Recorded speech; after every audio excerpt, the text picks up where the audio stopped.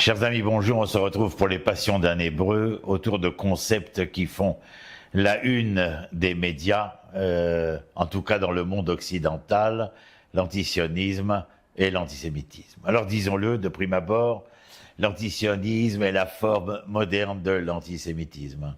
Appeler, aider ou justifier le meurtre ou le préjudice causé aux Juifs, souvent au nom d'une idéologie radicale ou d'une vision extrémiste de la religion. Mais aussi faire des allégations mensongères, déshumanisantes, diabolisantes ou même stéréotypées sur ces Juifs en tant que tels ou sur le pouvoir des Juifs en tant que collectif. En particulier, mais pas exclusivement, le mythe de la conspiration juive mondiale que nous avions découvert dans cette, édition soviétique, staliniste des protocoles des sages de Sion. Une conspiration juive mondiale ou de juifs contrôlant, comme nous nous rappelons, le gouvernement, l'économie, les institutions sociétales, les médias, etc., etc. Accuser les juifs en tant que peuple d'être responsables d'actes répréhensibles, réels ou imaginaires, commis par une seule personne ou un seul groupe juif, par l'État d'Israël, ou même d'actes commis par des non-juifs. Accuser les juifs en tant que peuple ou Israël en tant qu'État d'avoir inventé ou exagéré l'Holocauste. Accuser le citoyen juif d'être plus loyal envers Israël ou envers les prétendues priorités des juifs du monde entier qu'envers les intérêts propres de la nation dans laquelle il réside. Enfin, clarifions ce qu'est l'antisémitisme par rapport à Israël et donnons des exemples de la manière dont l'antisémitisme se manifeste en tant qu'antisionisme. Utiliser les symboles et les images associées à ce qui nous rappelle l'antisémitisme classique pour caractériser Israël ou les Israéliens. Faire des comparaisons entre la politique israélienne contemporaine et celle des nazis. Blâmer Israël pour toutes les tensions interreligieuses ou politiques. Utiliser, mes amis, 2 poids, 2 mesures pour Israël. Et appliquer ce dernier, 2 poids, 2 mesures, en exigeant d'elle un comportement qui n'est attendu ou exigé d'aucune autre nation démocratique. Les organisations multilatérales se concentrant sur Israël uniquement pour des enquêtes sur la paix ou les droits de l'homme. Voilà une autre attitude qui tend non seulement à accuser, mais à délégitimer Israël. Nier au peuple juif son droit à l'autodétermination et refuser à Israël le droit d'exister. Et précisons à juste titre, que les critiques adressées à Israël, en tout cas depuis ces 8 derniers mois, comme celles adressées à tout Israélien, ne peuvent pas relever du seul antisionisme. Nombre de rapports émis, écrits, publiés montrent une forte corrélation entre les groupes étudiants antisionistes, tels que les étudiants pour la justice en Palestine ou le Free Palestine, j'en passe et des meilleurs. Il y a un rapport direct de ces groupuscules militants, activistes avec l'antisémitisme, qu'il n'y ait aucun doute là-dessus. Une forte corrélation entre la présence de professeurs ayant exprimé publiquement leur soutien au boycott universitaire d'Israël et l'antisémitisme. L'activité de ces BDS qui veulent boycotter la production des produits israéliens ou des produits plus particulièrement fabriqués en Judée-Samarie est fortement corrélée à la même activité antisémite.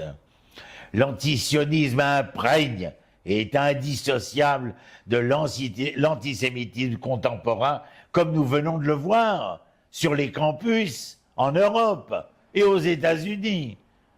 Pourtant, une analyse plus approfondie des similitudes et des différences entre l'antisémitisme et l'antisionisme nécessite une compréhension aussi approfondie de la perspective générale et du contexte de l'effort visant à délégitimer l'existence de l'État-nation du peuple juif dans sa patrie ancestrale. Et c'est le but recherché, qui va à l'encontre même de la réalisation du sionisme politique.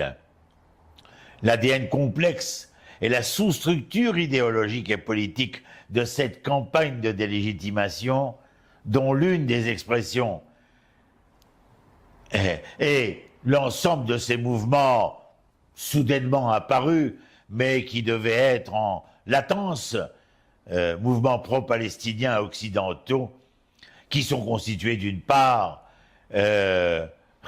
comment dirais-je, par une solidarité avec le terrorisme et la guerre idéologique menée depuis 100 ans par les dirigeants palestiniens contre ce sionisme et surtout contre la réalisation pleine et entière de l'État d'Israël. Mais d'autre part, dans la pensée radicale extrême et les sentiments antisémites persistants, comme nous le voyons, au sein de la gauche radicale, que l'on appelle islamo-gauchiste en Occident aujourd'hui.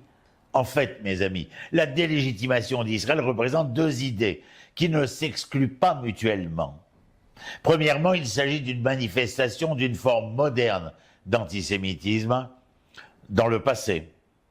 La haine des Juifs, leur discrimination et leur persécution étaient justifiées par de fausses argumentations religieuses, puis raciales, totalement inconcevables aujourd'hui.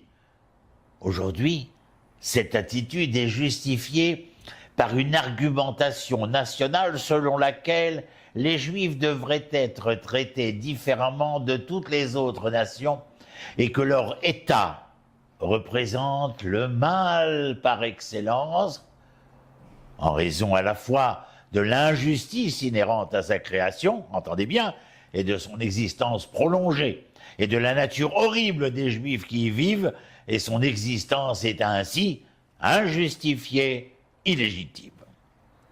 Deuxièmement, c'est l'un des éléments, je dirais, clés des efforts palestiniens en cours pour mettre fin au sionisme. Les boycotts palestiniens et arabes du sionisme et les tentatives de délégitimer tout contact international avec Israël ont été utilisés tout au long du siècle de conflit sur le droit des Juifs à avoir un État sur n'importe quelle partie du territoire d'Israël-Palestine. Mais alors que dans le passé, ou par le passé, ils étaient éclipsés par des moyens plus énormes, plus intenses, tels que la guerre, les interventions militaires arabes, le terrorisme palestinien ou même l'activité politique et diplomatique palestinienne, ces dernières années, avez-vous prêté attention, leur importance relative et leur visibilité ont augmenté au point que le débat qu'ils suscitent a pris de l'ampleur dans les cercles plus proches des courants progressistes dominants. Dans ce contexte, mes amis, l'effort palestinien visant à délégitimer le sionisme et Israël est basé et dérivé de piliers idéologiques d'une soi-disant identité palestinienne, telle qu'inculquée dans l'esprit des Palestiniens par ses dirigeants, dont certains sont eux-mêmes dérivés de l'antisémitisme dans sa forme classique. 4 de ces piliers identitaires, dirais-je, sont critiques et 3 sont impératifs. Les critiques affirment qu'un Palestinien doit croire que le sionisme et sa réalisation dans l'État-nation des Juifs constituent une injustice parce que, premièrement, les Juifs ne sont pas un peuple, eh oui, ou une nation, mais simplement des croyants d'une religion et n'ont donc pas le droit à l'autodétermination nationale dans leur État-nation, contrairement, bien sûr, aux Arabes palestiniens qui sont un peuple et méritent leur État. Deuxièmement, les Juifs n'ont pas d'histoire nationale ou souveraine sur la terre d'Israël-Palestine. Et donc leurs efforts pour justifier leur demande d'un État-nation sur ce morceau de terre se fondent sur la revendication d'y reconstituer le foyer national juif, comme l'indique le mandat donné à la Grande-Bretagne par la Société des Nations, vous vous rappelez, en 1922. Eh bien, cela est une fausse raison. Et sans fondement, tout comme toute la légitimité internationale pour l'établissement d'Israël en tant qu'État-nation du peuple juif.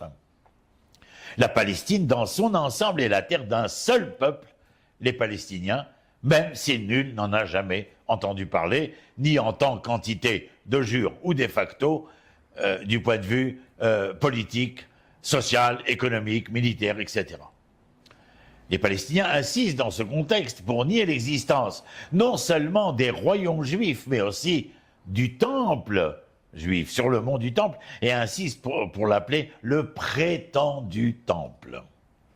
Troisièmement, mes amis, les juifs en général, les sionistes en particulier, et les colons plus que les autres, les colons sont de terribles créatures, ils sont par nature.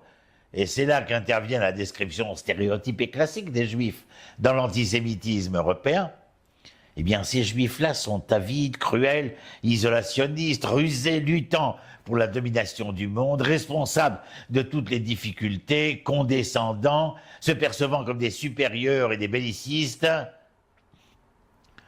De terribles marchands, rajoute-t-il. De plus, comme ils disent, certaines traditions islamiques, ils devraient être considérés comme des descendants de cochons et de singes, et comme des personnes réticentes qui refusent de comprendre et d'accepter le message divin de l'islam.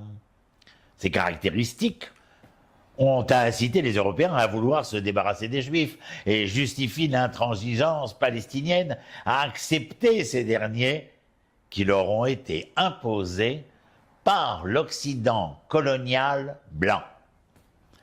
Quatrièmement, la lutte contre le sionisme est à la fois nationale et religieuse.